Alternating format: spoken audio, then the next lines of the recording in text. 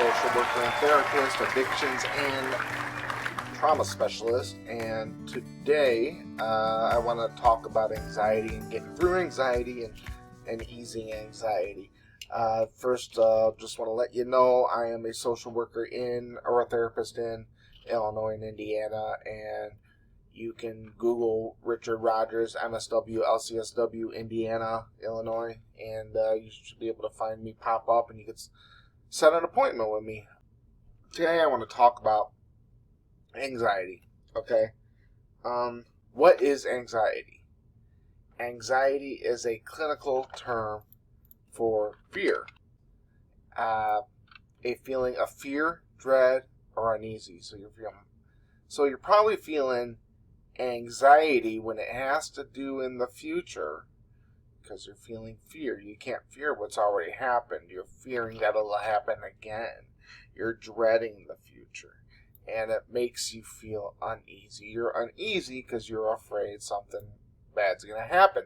So your fight or flight was kicked on, and now you can't turn it off, and you're trying to sleep, and the words in your head just keep going and flapping, and they're getting louder and louder, and you can't sleep, and you can't go the day without getting all wrapped up in anxiety, wrapped up in these thoughts and these worries, and something bad's going to happen.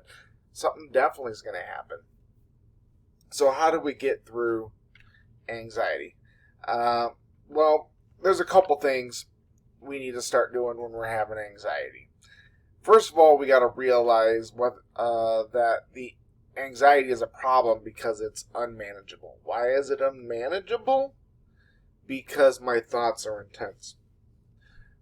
So I think intense thoughts, the anxiety is going to be intense. And oftentimes I'm having these thoughts, I might not even realize it, they're in the back of my head. Their beliefs, their core beliefs is what they call them. All right, and we're going into CBT realm, cognitive behavioral therapy realm, if you've ever had any experience in that. So I need to make them less intense. That means I need to check on my thoughts and see if they are too intense, if they're over-exaggerated, because they're too intense if they're over-exaggerated. Okay, so let's check out my thoughts. This is an example I like to use. Walk out to my car, bird poop on my car. What the hell? Okay, that sucks. Go get it washed, move on with life. And I park in the same spot a couple times, and most of the time I park there, bird poop comes onto my car. And so I come out one last time, see bird poop on my car. Now I'm really angry. It's happening again. It's like I'm having this war with this bird.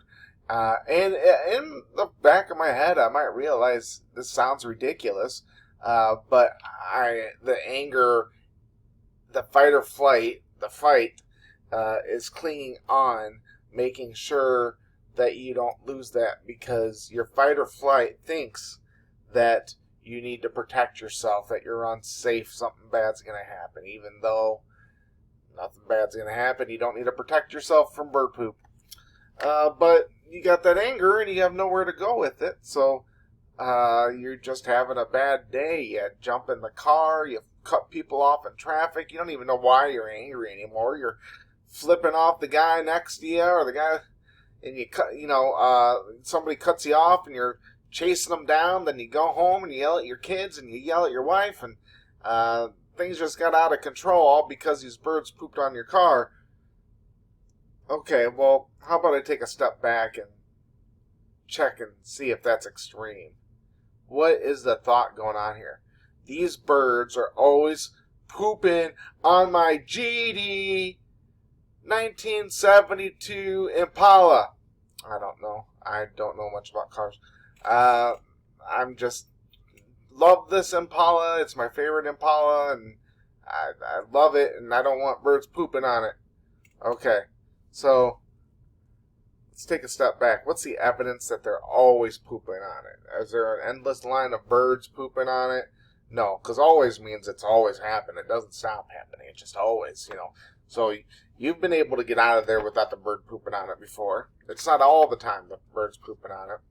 A lot of the time, some of the time, even most of the time, is better phrasing than all the time, because when I say all, it's intense. If I say most, it's not as intense. I can deal with that. Although I might need to bring that down to some, because maybe I'm still over-exaggerating by saying most, and maybe it isn't most. Alright, so that's not happening all the time.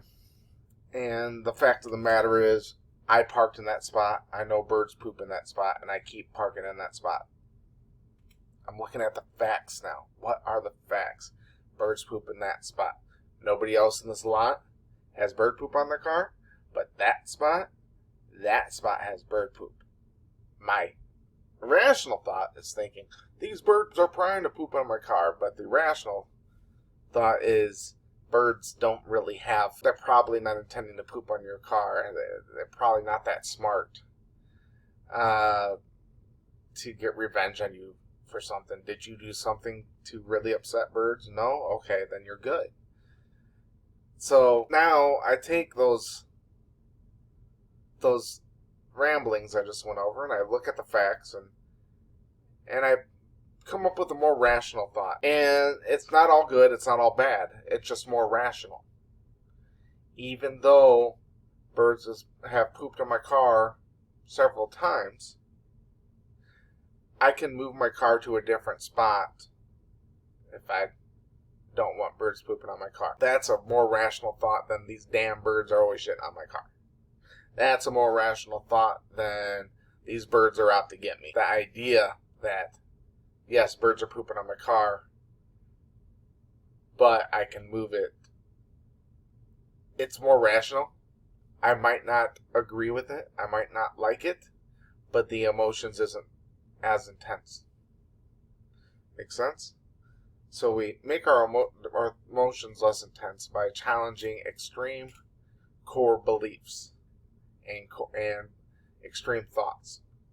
Oftentimes, these extreme thoughts are backed up by core beliefs, and the core beliefs is like an overarching, this is what really is driving my behavior. This is what really is driving my thoughts and my emotions. Everybody is out to get me. I'm having the irrational core belief that everything is out to get me. So if I think everything is out to get me, or the world hates me, or the world's after me, then every time I think about something, I'm going to think that singular thing hates me or is after me. So of course I'm going to be paranoid and think the birds are after me. If I think the whole world above that core belief, that's based off the core belief that everything is out to get me. This world hates me.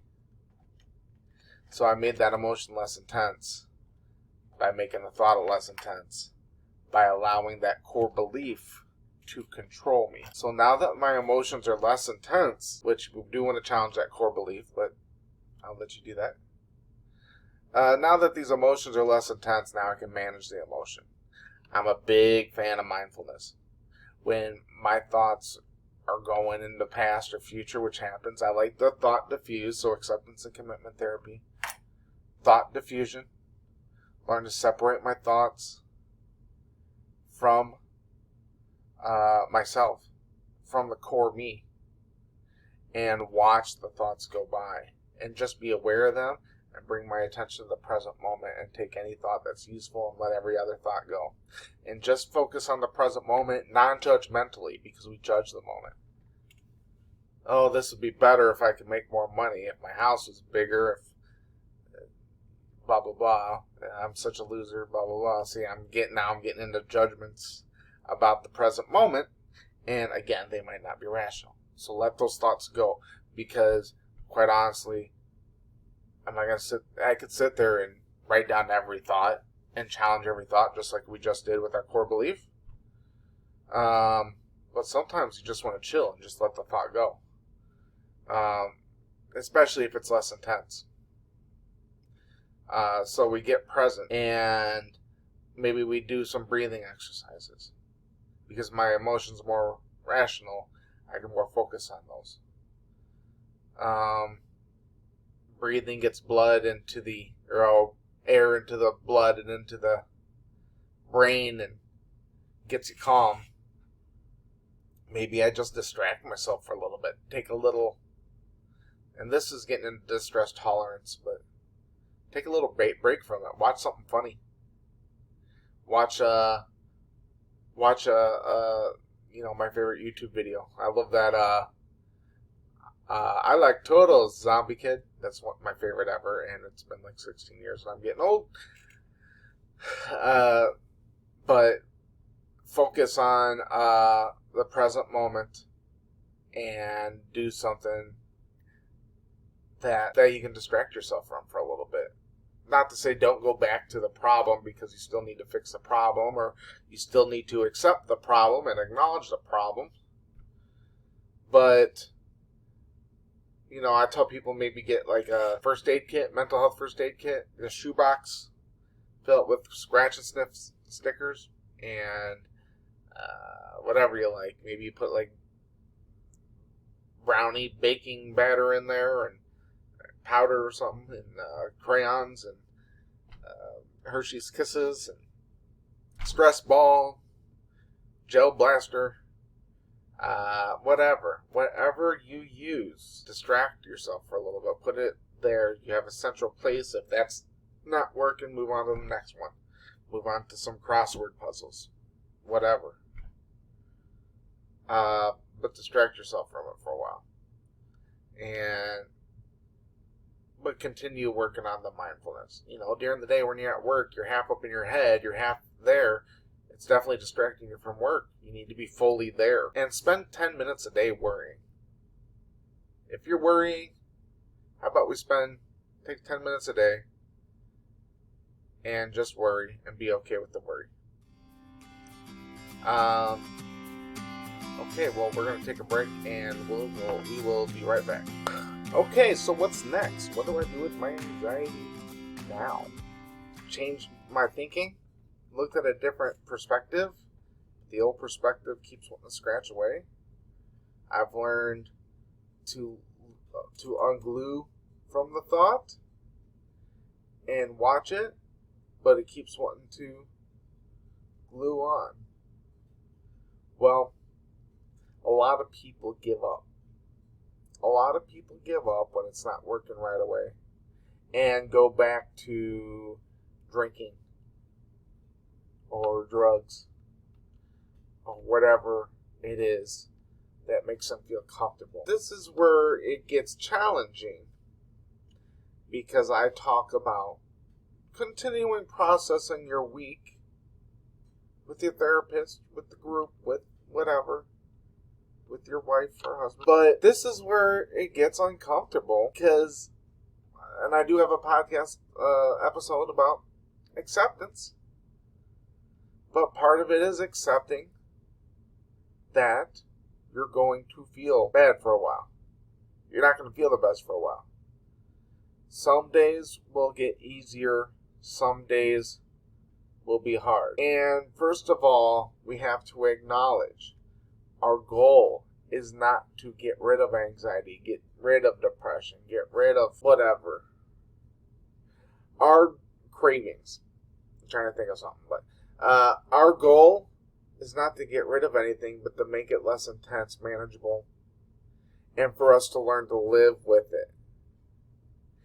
If I accept my trauma and my guilt and feel better about living with it, that's great.